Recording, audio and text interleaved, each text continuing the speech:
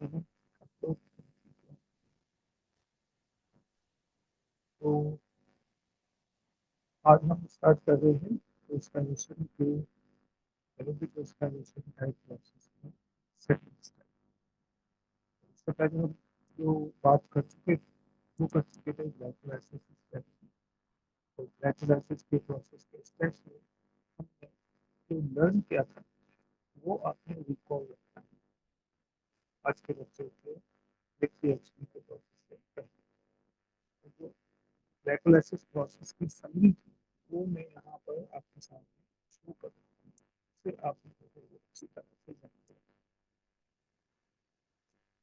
It is being discussed earlier that at the end of glycolysis we have got two molecules of ATP, and these ATPs are the net production of ATP during the process of glycolysis. Beside this ATP we have got two molecules of pyruvate जिन्होंने आगे respiratory process में process करना है। और इसके अलावा we have developed two molecule of carbon dioxide. ये CO2 molecule glycolysis के इस रिएक्शन के कंप्लीट होने के साथ साथ हमारे सेल से बाहर यानी कि एनवायरनमेंट में। आपने ये स्टेप ध्यान में रख लेना है। फिर इसके बाद हम इस स्टेप यानी कि लिंक रिएक्शन को अपने सेकंड स्टेप के तौर पर स्टडी करते हैं। Link reaction it specifically aerobic respiration process का फर्स्ट रिएक्शन है। अब ये थोड़ा सा आपने जहन में रखना है। ग्लाइकोलाइसिस रेस्पिरेशन का फर्स्ट रिएक्शन है और लिंक रिएक्शन एरोबिक रेस्पिरेशन का फर्स्ट रिएक्शन यानी कि फर्स्ट रिएक्शन है। लिंक रिएक्शन के हवाले से जो बेसिक इंफॉर्मेशन आपने अंडरस्टैंड करनी है वो आपके सामने स्क्रीन पर आपको नजर आ रही है। Normally link reaction occurs in the matrix of mitochondria, right. अब आपने ये जहन में रखना है कि जो माइटोकॉन्ड्रियल स्पेस है it is filled with the fluid, और इस फ्लूइड मटेरियल को या इस फ्लूइड मिक्सचर को मैट्रिक्स का नाम दिया। ये एक ऐसी प्लेस है जहां पर प्रोसेस ऑफ लिंक रिएक्शन में अपनी जो है वो केमिकल एक्टिविटी शो करनी होती है। मैट्रिक्स यूजुअली तौर पर पायरुवेट को कन्वर्ट करवाता है एसिटाइल में, जो कि लिंक रिएक्शन की एक बुनियादी एक्टिविटी है। और आपने ख्याल रखना है कि acetyl is a two carbon compound while the pyruvate is a three carbon compound। और आपने ये भी ध्यान में रखना है कि लिंक रिएक्शन एक ग्लूकोज मॉलिक्यूल की कंप्लीट ऑक्सीडेशन के लिए टू टाइम्स रिपीट हो रहा होता है। आपकी जो बुनियादी इंफॉर्मेशन होगी लिंक रिएक्शन को लेकर वो ये होगी कि इस रिएक्शन के जरिए एक मॉलिक्यूल ऑफ पायरुवेट एक ऐसे केमिकल कंपाउंड में कन्वर्ट होने जा रहा है जो कि third step of aerobic respiration को प्रोसीड करवा सकता है। ये बात ध्यान में रखिएगा। मसलन आप में से जो भी बच्चे गेम्स खेलते हैं, वीडियो गेम्स खेलते हैं, उन गेम्स में उन्हें एक टारगेट मिलता है और उस टारगेट में उन बच्चों ने एक स्टेप को जब कंप्लीट करना होता है तो उसमें एक की मिलती है जो कि नेक्स्ट स्टेप के लिए प्रोसीड करने में हेल्प करती है। रेस्पिरेशन को भी आप इसी गेम की तरह अंडरस्टैंड करें कि इसका जो फर्स्ट स्टेप है वो ग्लाइकोलाइसिस है, उसकी की का नाम पायरुवेट है। ये पायरुवेट लिंक रिएक्शन के सेकंड स्टेप के लिए एक ऑपरेशनल मॉलिक्यूल है। लिंक रिएक्शन का जो एंड होना है वो होगा एक नई की फाइंडिंग से। उस सेकंड की का नाम एसिटाइल है। अब तो अगर एसिटाइल हमारे सेल ने बना लिया है तो फिर लिंक रिएक्शन एक नेक्स्ट स्टेप के लिए अपने आप को प्रिपेयर कर लेता है। ठीक है। तो पहली की है रिएक्शन के लिए रेस्पिरेशन की ग्लूकोज, सेकंड की है पायरुवेट, थर्ड की है एसिटाइल। ये आपने जो है वो सीक्वेंस याद रख लेनी है। प्रोसेस ऑफ लिंक रिएक्शन को हम यहाँ पर अपनी जो है वो स्टडी के तौर पर याद रखते हैं। तो एक इक्वेशन आपके सामने मेंशन की गई है और ये इक्वेशन बता रही है a molecule of pyruvate, that is three carbon compound here. This pyruvate molecule, this is three carbon compound, right? This pyruvate molecule undergoes process of decarboxylation, and second process is called as the pyruvate undergoes into the dehydrogenation. So this is the reaction which is called decarboxylation. Like here we can see an arrow is moving out of this reaction, means CO2 molecule is going to release from the pyruvate molecule. So this mechanism is called as the process of decarboxylation. While during this reaction, a molecule of carbon dioxide is releasing. Simultaneously, dehydrogenation occurs. Now, this hydrogenation is also known as the oxidation mechanism. और आप सबको पता है बहुत अच्छी तरह से कि जब कभी ऑक्सीडेशन होगी तो बेसिकली ऑक्सीडेशन एक रिडॉक्स रिएक्शन है, यानी कि इस रिएक्शन में हाइड्रोजन एटम की लूजिंग भी होगी और उसकी एक्सेप्शन भी होगी। तो पायरुवेट ने अपने हाइड्रोजन एटम्स को रिलीज करना है और एक मॉलिक्यूल जो कि ऑक्सीडाइज एनएडी का है, इसने उन हाइड्रोजन एटम्स को गेन करना है ताकि वो रिड्यूस हो सके एनएडीआर मॉलिक्यूल के साथ। रिजल्टिंग कंपाउंड जो हमें मिलता है it is called as the acetyl molecule. अब आपके पास ये इक्वेशन मौजूद है, सामने लिखी हुई है, आराम से इसको आप देख सकते हैं और फिर इसकी डिस्क्रिप्शन की तरफ चले जाते हैं। तो जो कुछ मैंने यहाँ पर इस इक्वेशन के जरिए लिखा है वो यहाँ पर डिस्क्रिप्शन के तौर पर आपके सामने मौजूद है। तो आप इस इक्वेशन को इस डिस्क्रिप्शन से लिंक करेंगे और अपने आंसर को डेवलप करेंगे जब एग्जामिनर ने आंसर आपसे क्वेश्चन पूछना है फॉर दी आंसर। डिस्क्रिप्शन आपके सामने है बेटा कि ईच मॉलिक्यूल ऑफ पायरुवेट, याद रखेंगे दो मॉलिक्यूल पायरुवेट के होते हैं। Each molecule of pyruvate is decarboxylated and oxidized by enzyme. So ये जो एंजाइम है for decarboxylation it is called as decarboxylase. ये वो एंजाइम है जिनके नेम आपको याद रखने हैं। और जो ऑक्सीडेशन वाला एंजाइम है उसका नाम है डीहाइड्रोजिनेज। कि दो एंजाइम अपने अपने सबस्ट्रेट के साथ रिएक्टिविटी करेंगे और फॉर्म करते हैं टू मॉलिक्यूल ऑफ एसिटाइल, जो कि एक पायरुवेट से एक एसिटाइल की और दूसरे पायरुवेट से दूसरे एसिटाइल की प्रोडक्शन हो रही है।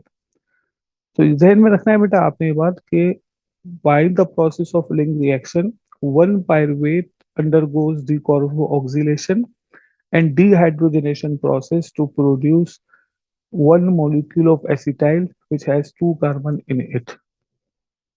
Right? Now, acetyl itself cannot enter into the next step of the respiration. तो अब इस एसिटाइल ने अपने आप को नेक्स्ट स्टेप के लिए एलिजिबल करने के लिए क्या करना है, इस एसिटाइल ने एक को एंजाइम या को ए मॉलिक्यूल के साथ पेयर अप होना है। और ये बड़ा इंटरेस्टिंग फैक्टर है कि ये घुस नहीं सकता नेक्स्ट स्टेप में, ये इनिशिएट नहीं कर सकता नेक्स्ट स्टेप को, ये इसके पास गेट पास नहीं है नेक्स्ट स्टेप के लिए। तो गेट पास इस एसिटाइल को देगा को ए, और ये सी ओ ए जो है, ये सी ओ ए एसिटाइल के साथ जब पेयर अप होगी तो मॉलिक्यूल का नाम आपके सामने शो हुआ है, it is called as acetyl co A. Now this acetyl co A is eligible to enter next step of the respiration, right. अब acetyl co A picks acetyl, या sorry co A picks acetyl and then enters the process of aerobic respiration into the next step which is known as the Krebs cycle।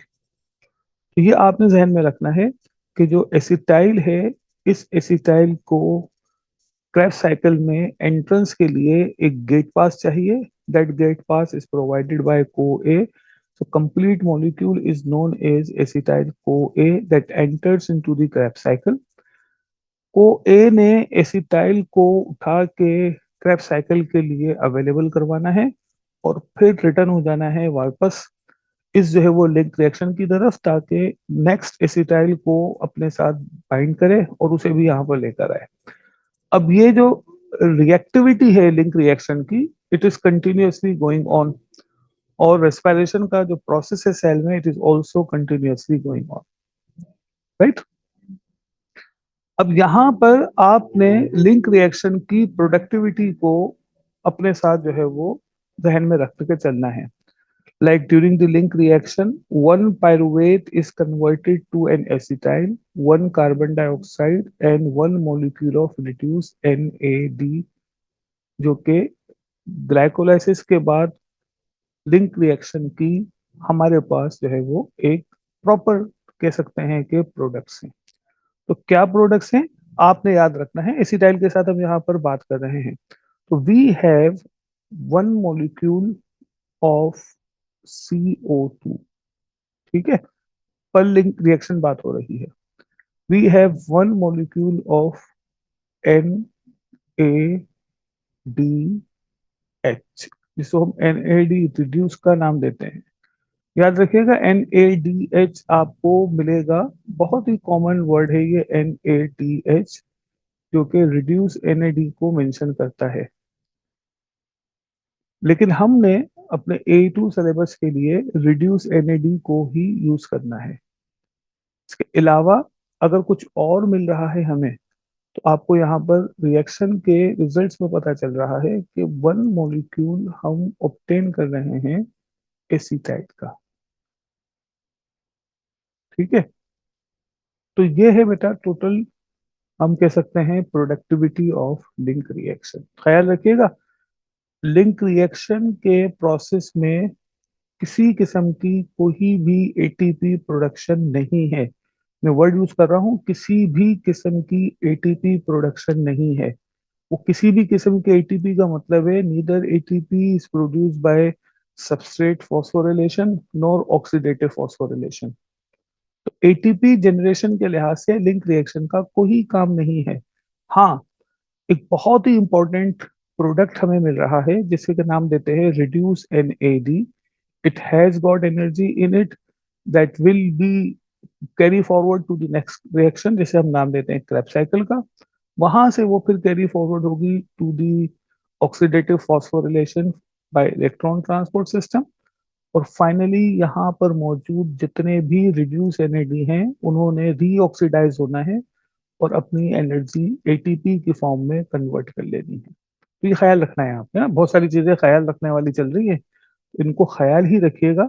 यानी कि जब आपने examiner के question का answer देना है, at that time आपका ये ख्याल आपको आना चाहिए, so that you can able to give a proper answer.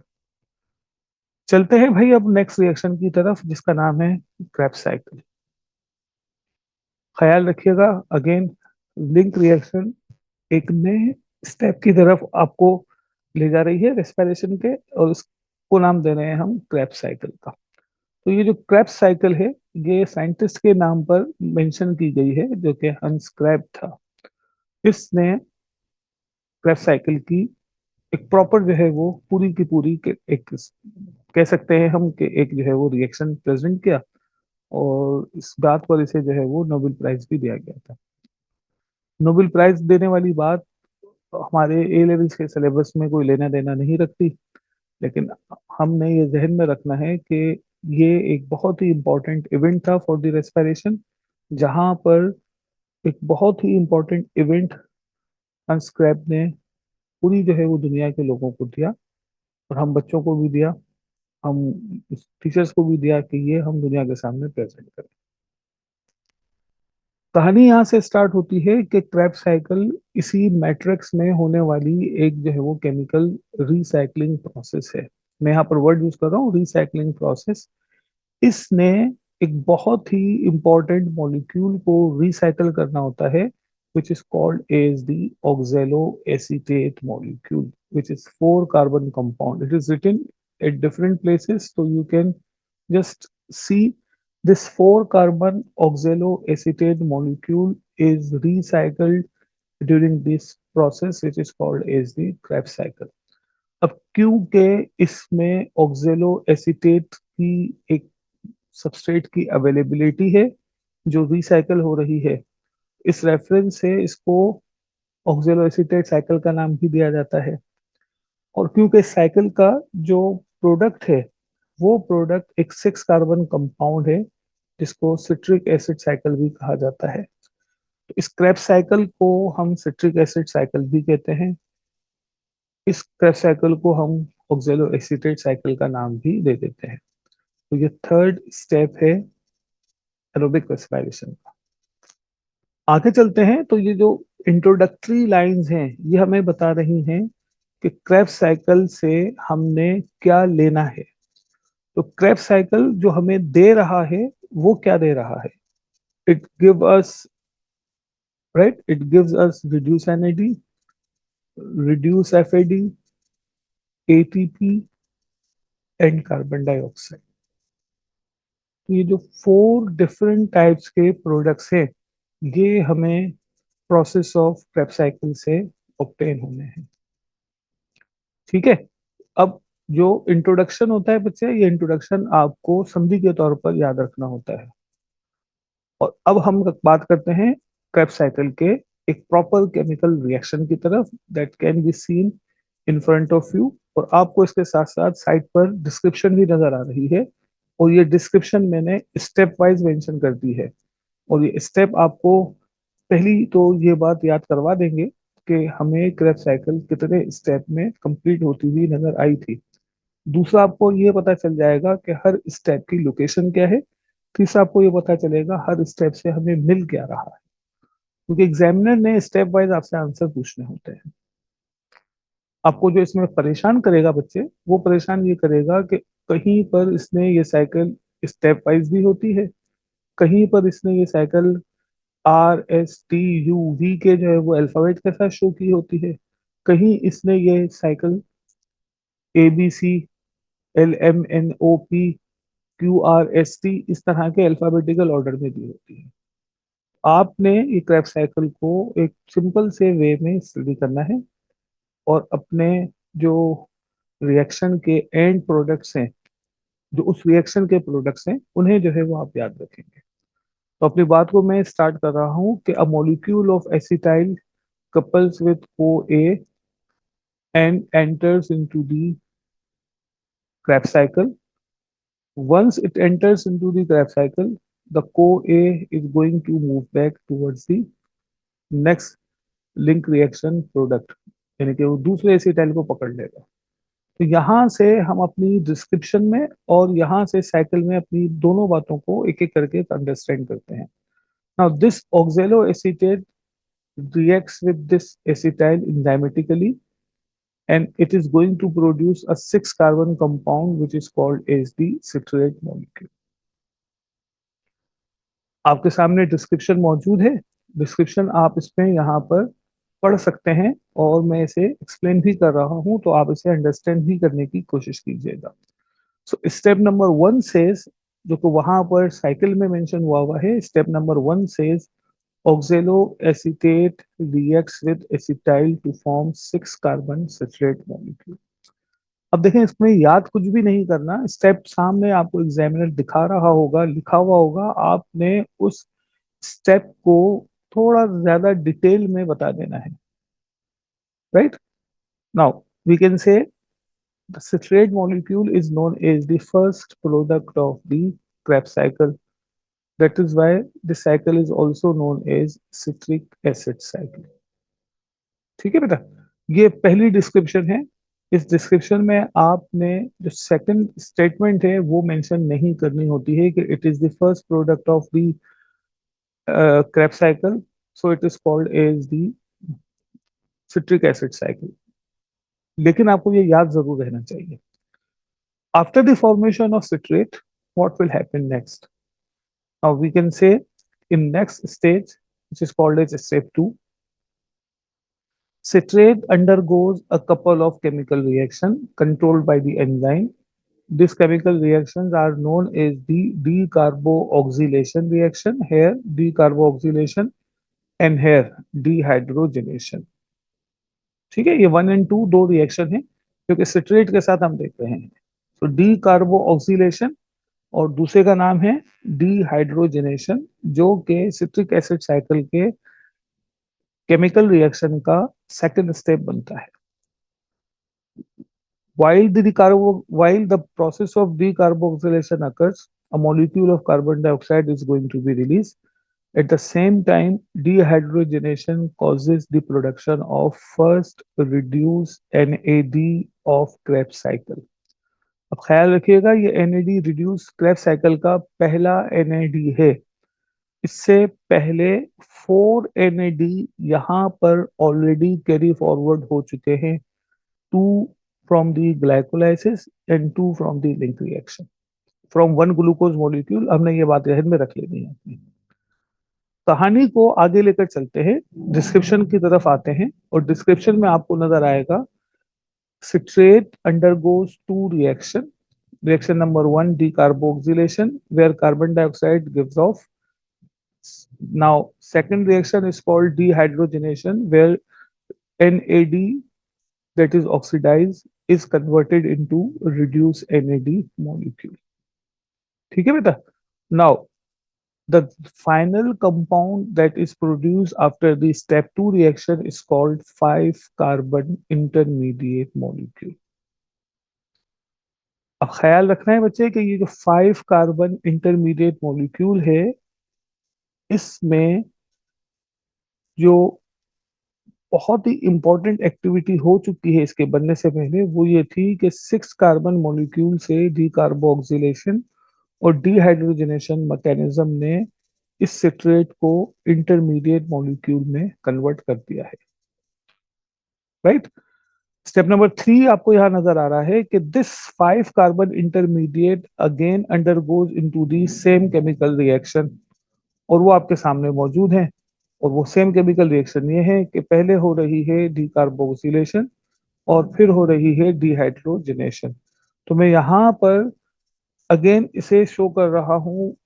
First step of this 5 carbon intermediate is called decarboxylation, and next step is called as the dehydrogenation. ये वो स्टेज है where we can see second CO2 of the Krebs cycle is going to release, as well as second molecule of reduced NAD is going to be produced. तो ये आपको बेटा याद रखना है. ऑक्जेलो एसीटेट के बाद 6 कार्बन सिट्रेट है. Citrate undergoes into decarboxylation, dehydrogenation, producing 5 carbon intermediate. In next step, this 5 carbon intermediate again undergoes decarboxylation, dehydrogenation process. After the decarboxylation and dehydrogenation process, this 5 carbon intermediate molecule is converted into 4 carbon intermediate molecule. आप लोगों की बहुत आसानी के लिए A2 syllabus ने इन molecules के name mention नहीं किए, और ये बहुत ब्लेसिंग हो गई आप लोगों के साथ. इन अ वे, you do not have to remember or memorize the name of these organic molecule, जो कि थोड़ा सा ज्यादा मुश्किल हो जाता है कि रट्टा लगाकर आपने जो है ये साइकिल याद करनी है. Now, the 4 carbon intermediate molecule undergoes into a chemical reaction which is called as substrate level phosphorylation. So here you can see at this point, जिसे मैं नाम दे रहा हूँ पॉइंट, कोई भी नाम दे सकते हैं, इसको याद रखिएगा. इसको मैं नाम दे रहा हूँ कि ये जो है वो पॉइंट है एक्स. ठीक है. इस पॉइंट एक्स में सबस्ट्रेट लेवल फॉस्फोरिलेशन होती हुई नजर आ रही है. अब क्योंकि ये साइकिल कंप्लीट है इसलिए नजर आ रही है. एग्जामिनर ने ये साइकिल इनकम्प्लीट देनी है और आपने कंप्लीट करनी होगी. तो ये आपका बुनियादी काम होगा कि आपको ये बात याद रखनी है. 4 carbon intermediate undergoes the substrate level phosphorylation.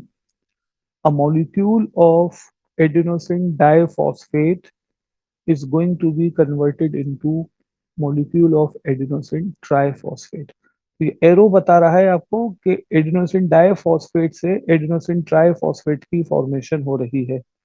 और इस एडिनोसिन ट्राइफॉस्फेट की फॉर्मेशन ये भी बताती है कि this is the only ATP which is produced during the Krebs cycle. ख्याल रखिएगा, वन क्रैप साइकिल में एक ही एटीपी की जनरेशन को इंश्योर करना है, राइट। और ये कहाँ हो रही है, ये आपने ध्यान में रखना है कि ये होगी स्टेप नंबर, अगर हम देखें तो स्टेप नंबर 4 में, where first 4 carbon intermediate is going to be produce second 4 carbon intermediate molecule. और ड्यूरिंग दिस जर्नी, यानी कि स्टेप 4 वाली जो जर्नी है, इसमें फॉस्फोरिलेशन हो रही है एडिनोसिन डाइफॉस्फेट की एडिनोसिन ट्राइफॉस्फेट में। अब एक सवाल दिमाग में आता है, ये फॉस्फेट ग्रुप आया कहाँ से? तो ये फॉस्फेट ग्रुप इस 4 कार्बन इंटरमीडिएट मॉलिक्यूल ने इसे प्रोवाइड किया था। अब जरा आगे चलते हैं। नेक्स्ट रिएक्शन जो कि स्टेप नंबर 5 शो कर रहा है, वो ये है कि this 4 carbon intermediate again undergoes D कार्बो oxidation process. Third time पर जो D कार्बो oxidation, sorry, third time पर जो डीहाइड्रोजनेशन प्रोसेस होगा, इस डीहाइड्रोजनेशन प्रोसेस में जो रिड्यूस मॉलिक्यूल प्रोड्यूस हो रहा है, it is not N A D, it is F A D in that time. So FAD reduce is being produced at step number 5, where 4 carbon intermediate is going to be converted into 4 carbon intermediate after the process of dehydrogenation. ये जो 4 carbon intermediate है, it again undergo into the process of dehydrogenation, और again एक molecule of NAD reduce produce हो रहा है, और हमें अपनी ऑक्जेलो एसीटेट मॉलिक्यूल की रिसाइकलिंग होती हुई भी नजर आ रही है। तो finally we have got again oxaloacetate molecule, जो कि क्रेब्स साइकिल के एक सर्किल को एंड करने का हमें जो है वो इंटीमेशन दे रहा है। अब ये ऑक्जेलो एसीटेट यहाँ पर बैठ के पिकनिक नहीं बनाएगी, ये ऑक्जेलो एसीटेट यहाँ पर आकर दोबारा से वही काम करेगी कि अगेन एक एसिटाइल आएगा लिंक रिएक्शन से, ऑक्जेलो एसीटेट के साथ कपल बनेगा, सिट्रेट बनेगी, और ये साइकिल दोबारा से अपनी वही जो है वो रिपीटेशन को शो कर रही है। ठीक है बेटा, जैसा कि हम करते हैं एज ए फैमिली हेड के, सुबह उठने के बाद अपने अपनी जॉब्स पर जाते हैं, अर्न करते हैं, घर आते हैं, घर पे वो अर्न जो क्या हुआ कंटेंट होता है, जो मनी है, वो एक्सपेंड करते हैं, फिर सुबह उठते हैं, फिर कॉलेज जाते हैं, स्कूल जाते हैं, पढ़ाते हैं बच्चों को, एकेडमिक्स में पढ़ाते हैं, फिर कमाते हैं, फिर घर लाते हैं, फिर खर्च करते हैं, और इसी तरह से जिंदगी तमाम कर लेते हैं। ठीक है ना। तो एक पता नहीं कौन सा शायर था, मुझे याद नहीं है इसका नाम, लेकिन एक जनरली बात होती है, एक सेइंग है कि जी सुबह होती है, शाम होती है, यूं ही जिंदगी तमाम होती है। वाह वाह वाह वाह वाह वाह, ये कर दीजिएगा। सुबह होती है, शाम होती है, यूं ही जिंदगी तमाम होती है। तो हम बेटा जब से सोच संभाल के बैठे हैं, यही काम करते हुए आ रहे हैं कि सुबह जो है उठने के बाद अपने काम पर जाते हैं, शाम को घर आते हैं, फिर सुबह काम पे जाते हैं, फिर शाम को घर आते हैं। हमारा हाल ऑक्जेलो एसीटेट जैसा ही है। ठीक है, बन रहे हैं, रिसाइकल हो रहे हैं, फिर बन रहे हैं, फिर रिसाइकल हो रहे हैं, और ये NAD जो बन रहे हैं, ये बच्चे पैदा हो रहे हैं। ठीक है, और ये जो NAD बच्चे पैदा होने की सूरत में बन रहे हैं, ये 3 लड़के हैं, ये 3 लड़कियां हैं। और FAD जो है, अगर तो NAD लड़के हैं तो FAD लड़की है, और अगर NAD लड़कियां हैं तो FAD फिर लड़का है। और ये दोनों, यानी कि FAD वाले बच्चे और NAD वाले बच्चे, इस ऑक्जेलो एसीटेट की रिसाइकलिंग में अपनी अपनी जगह पर अपना अपना रोल प्ले करेंगे। अब फाइनली CO2 को मैं क्या नाम दूं? तो CO2 यूं समझ लें, ये वो बच्चे थे जो कि इस दुनिया में नहीं आए। तो अब ये सीरियस हो गई बात ना, तो हम इसको ऐसे ही समझना चाहते हैं ताकि याद रहे बात को। ऑक्जेलो एसीटेट ने क्रेब्स साइकिल में आया, उसकी शादी हुई एसिटाइल से, काजी का नाम था को ए। ख्याल रखिएगा, मैं इसी साइकिल को एक थोड़ा सा जो है वो एक लाइटर मूड में आपके साथ शेयर कर रहा हूँ।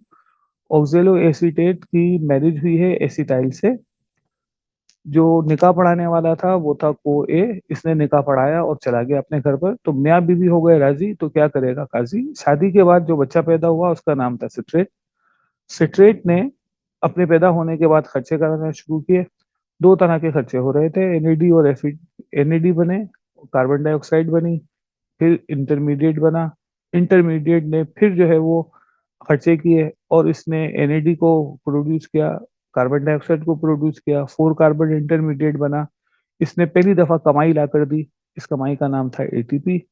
ATP बनने के बाद दोबारा से इस बच्चे ने खर्चा किया, इसने अगेन जो है वो FAD रिड्यूस को प्रोड्यूस किया फर्स्ट टाइम, 4 कार्बन इंटरमीडिएट में कन्वर्जन हुई, फिर इसने एक रिड्यूस NAD को प्रोड्यूस किया और फाइनली ये 5 कार्बन इंटरमीडिएट इस काबिल हो गया कि ये दोबारा ऑक्जेलो एसीटेट में कन्वर्ट हो चुका है। तो ये लाइटर मूड में बेटा बताने का पर्पस सिर्फ यही था कि आपको थोड़ा सा याद रहे कि ये लिंक रिएक्शन के बाद होने वाली क्रेब्स साइकिल हमें क्या दे रही है, क्या दे रही है।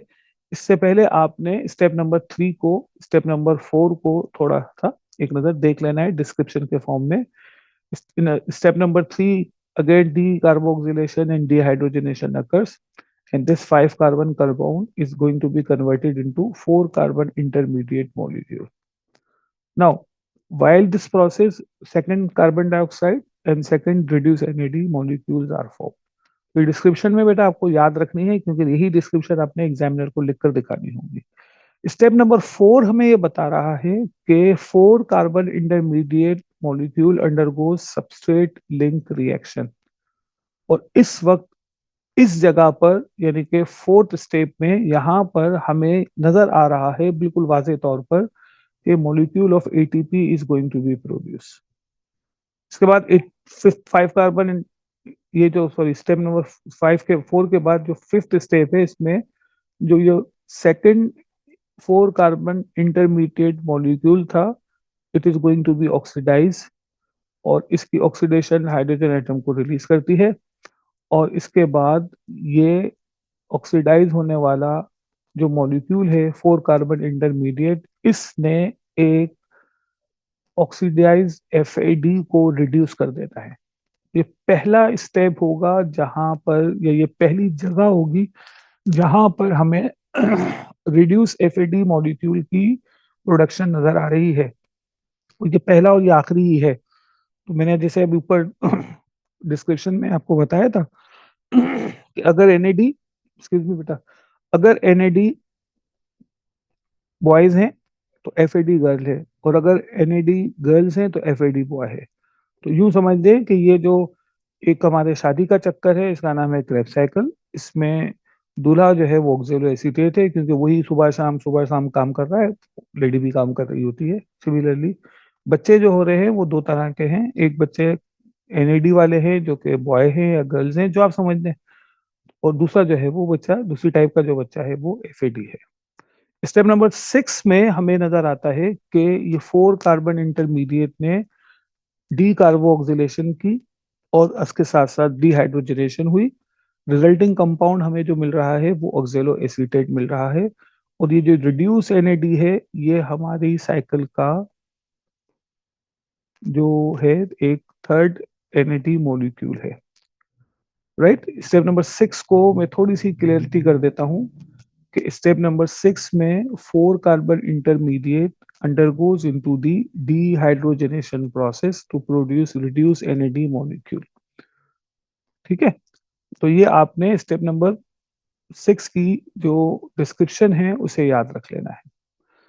प्रोडक्टिविटी की तरफ आते हैं, और ये बहुत इंपॉर्टेंट प्रोडक्टिविटी है।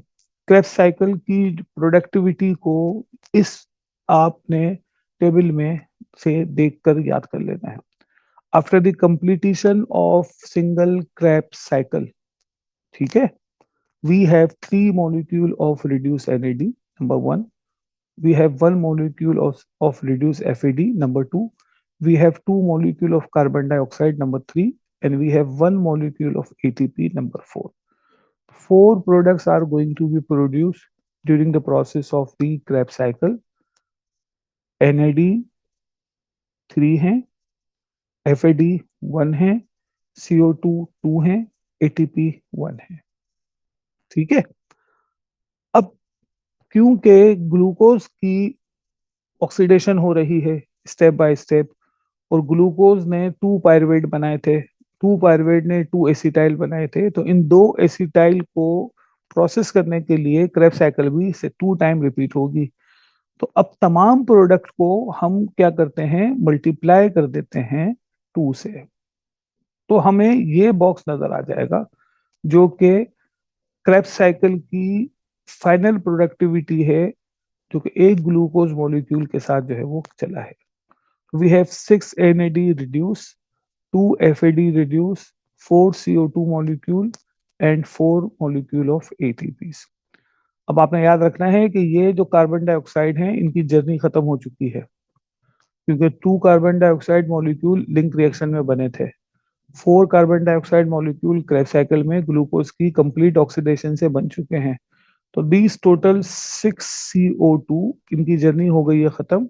तो ये CO2 मॉलिक्यूल इन्होंने सेल से बाहर डिफ्यूज आउट हो जाना है। अब सेल से बाहर जा रहे हैं, याद रखिएगा, तो अगर ह्यूमन बॉडी सेल है तो ये ब्लड प्लाज्मा में आएंगे, और ब्लड प्लाज्मा से इनकी जर्नी शुरू हो जाती है, जो कि मुख्तलिफ टाइप के कंपाउंड्स में होती हुई लंग्स तक पहुंचेगी। लंग्स में ये CO2 एक्सेल आउट हो जाएगी।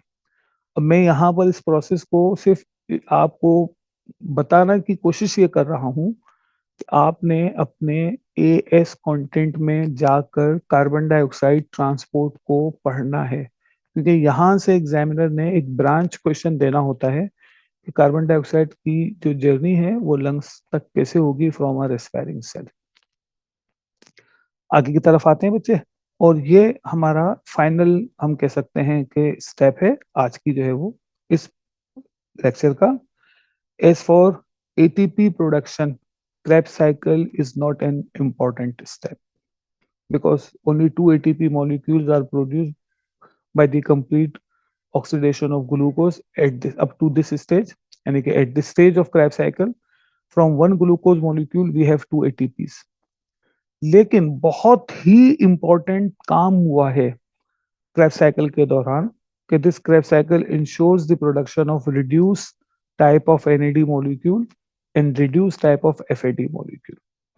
ये दोनों reduce FAD and NAD molecule ने आखिरी अपने जो है वो स्टेशन पर जाना है, जहां पर इन दोनों रिड्यूस NAD और रिड्यूस FAD की रीऑक्सीडेशन होगी, while the reoxidation of the reduced NAD and reduced FAD molecule एक प्रॉपर जो है वो रिएक्शन होगा, जिसको नाम देंगे oxidative phosphorylation by electron transport chain. इसने इन रिड्यूस NAD और इन रिड्यूस FAD में मौजूद जो केमिकल पोटेंशियल एनर्जी है, इसे यूटिलाइज करते हुए ATP मॉलिक्यूल की फॉर्मेशन कर देनी है।